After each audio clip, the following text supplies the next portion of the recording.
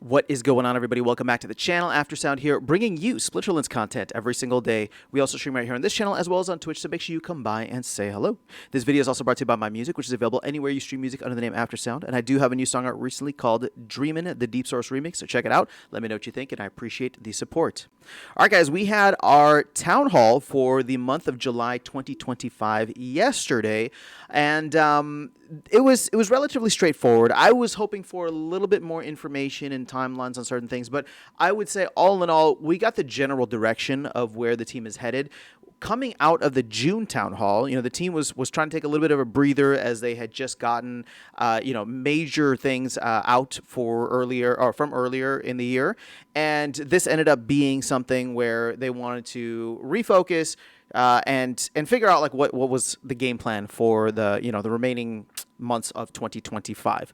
So I'm just going to go through this. This probably won't be as long as other or previous ones. Like I said, it's relatively straightforward, but all in all, a solid update considering where things are at. So number one, and this was kind of teased to us, I think, on Discord already, but the basic or foundation game mode is coming soon. In fact, I think the team is even asking people to help name it. So if you're interested in that, go check out the Discord or Peak D. I think they just posted something about that recently, so you can go check that out.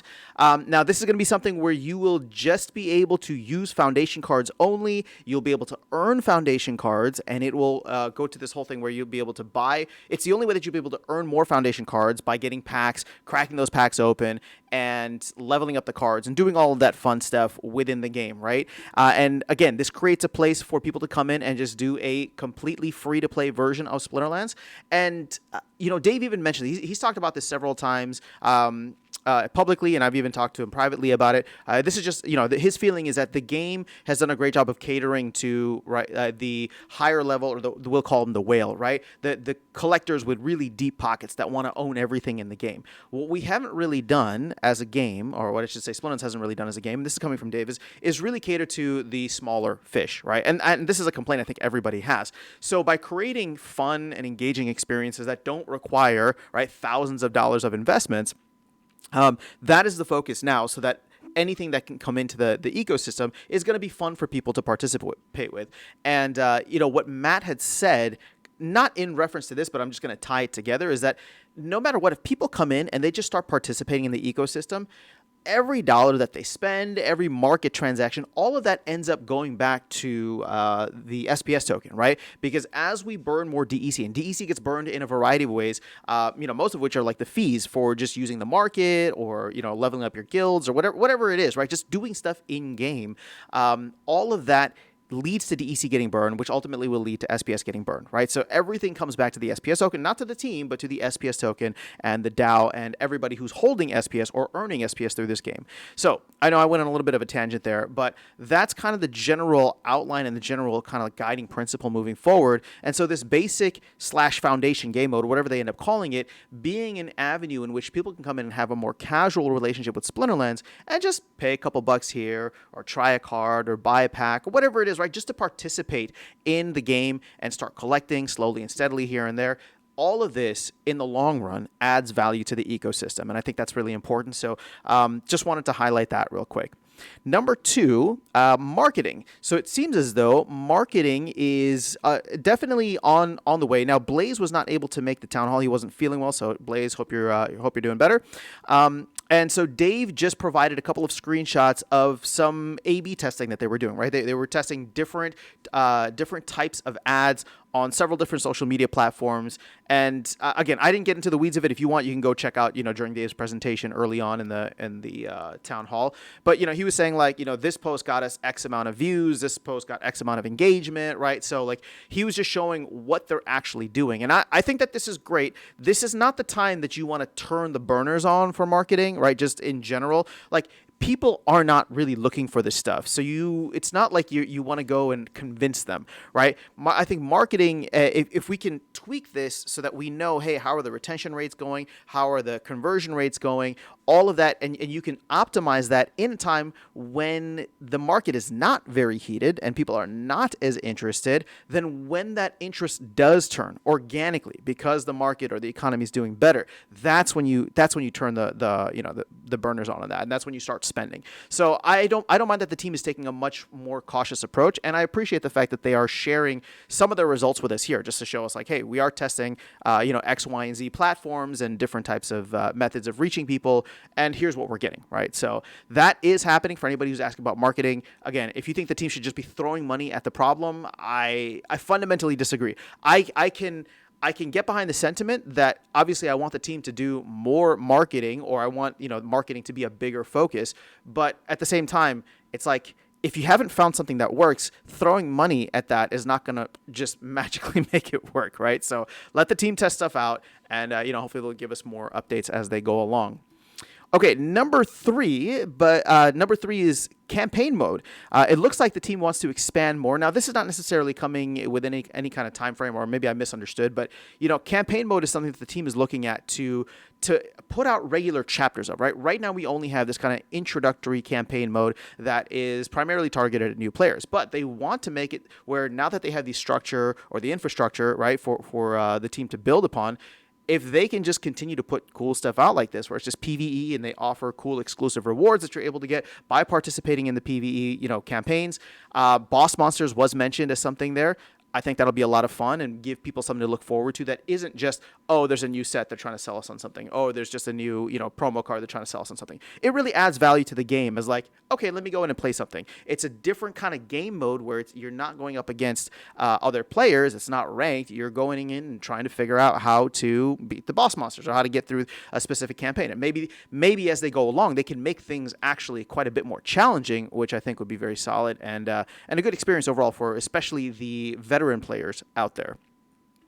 Number 4, this is probably the biggest one for me, as I was talking a lot about it recently and definitely on the pre-town hall video that I did yesterday. But Matt is saying that they are going to do a guild overhaul by the end of the year. Now, he did say that they do not know what this looks like yet. So they're still in the kind of planning phase, preparation phase, and figuring out like how this fits into the broader picture. But I like the fact that they recognize the importance of guilds when it comes to the social aspect of bringing new players and retaining new players. So I think that it's a natural pivot for them to go and start looking at how to overhaul guilds, right? We have everything else. The new player experience is good. You got the foundation set. You got the PvE campaign. All of this stuff is in place now. To go back to this because I kind of forgot, but the team said they didn't really want to do crazy marketing stuff until the foundation game mode was out. So if that's another reason that they've been a little bit slow. But now that that's out and they can invite people in, sorry, not that it's out, but it will be out soon within the next couple of weeks. Team might go a little bit heavier on marketing. So now to tie that back into number 4 with the guild overhaul, once that's done, right, I hope that if they're able to start bringing players in, the focus can go back to guilds. And it doesn't even necessarily need to be like, hey, we need to get, a bunch of new guild buildings and a bunch of new things with guilds by the end of the summer. It would be cool if they were able to just do something with the current guild formats, right? Where it's just like, hey, this month we're going to do something fun where it'll be like, I don't know, non-sellable or soulbound titles for the guilds that come in at the top tier of whatever their brawls are, right? Again, like, cool things like that where it's just you start to really get the team element and people start actively recruiting other players and saying like, hey, we want to get on this, not because there's financial rewards, but it's vanity, right? It's you want to be able to flex on your other and fellow players, and there's a lot of rivalry between guilds, and I would love to see that ramped up in a healthy competitive way. So that's one aspect of it, right? Obviously I would love to see an overall guild overhaul, which I think that's what Matt is referring to, and so that is something that he did say they are focusing on trying to get out before the end of the year. And if the team is successful in terms of, really turning on the marketing, if the market does turn and provide some tailwinds and we start to see new players coming in, that is going to be the perfect time for guilds to really take center stage as a social platform within the game itself to really build that kind of foundation for many new players to come in and be like, oh yeah, this is somewhere that I want to be, right? I like the game. It's cool. It's earning. It's crypto related. And, I enjoy being with the community and having these friendly rivalries or whatever it is. That was a big part for me coming in back in 2021, and the guild system hasn't really changed since then, right? But yeah, so that's a big one that I'm excited about. And then finally, this was a question asked. Matt said he doesn't really care to answer it, but both Matt and Dave talked about it, and the reason Matt says he doesn't care to answer it is because he thinks people interpreted it in very different ways. And I understand where he's coming from, right? Because I think he's like, if you're looking at cash on hand, we only have X amount of months, right? But we have all of these other assets. We have a bunch of other, sales and promotions and things planned. There's income coming in from, the daily pack sales, since Conclave Arcana is in the stores right now. So the team is making money. So to give like hey, we have X amount of months of runway is somewhat inaccurate. And I can agree that if anything, it works to the downside because it puts a little bit of panic in people just even talking about it.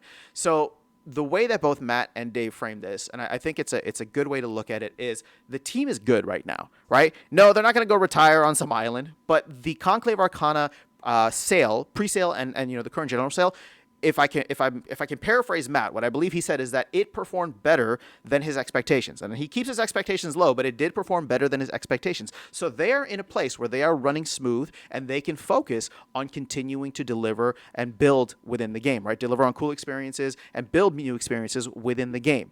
They're not worried about cuts. And they're not necessarily at the place where they're going to be bringing on a bunch more talent. If anything, they're going to be very selective about how they, selective and conservative with how they go about doing that, which I think is great, right? You're learning from the past. Things grew a little bit fast after the 2021 bubble. And so that's really where it is. For anybody who's like wondering how the team is doing, they're good, right? They're in a position, again, I don't know how many months, I don't know how many years, but they're in a position now where their burn rate is offset by the amount that they're bringing in or that they've brought in, so that they don't have to worry about this. And I would say that by extension, they're saying we shouldn't be worrying about this, and saying like, hey, we're here and we're going to build, right? We have a nice nest egg. We have something that came in from Conclave Arcana, and we have good momentum so far with the Conclave Arcana general sale. Like, this isn't something that the community should be worried about. And I know somebody's going to come in and say, yeah, well, all companies that are about to fail are going to say that. Well, sure, right? But like, we've seen Splinterlands be in a much worse position before. So if they're saying this now, especially after pulling in almost like, $3 million for the sale, or half of that going to the DAO, but seeing them pull that in, I would say that right now the team is continuing to deliver. They got a lot of really great ideas. The communication has gotten a lot better. Dave has just been fantastic in terms of getting out there, interfacing with the community, interfacing with the team, and really just pushing Splinterlands, I think, to the next level. So I'm very excited. I know this seems like a lull period, and it actually is a lull period for me, if I'm being honest. It's just with summer's been crazy, travel's been crazy, and FYI, I'll be traveling for the next couple of weeks again, so I'll try to keep the content coming.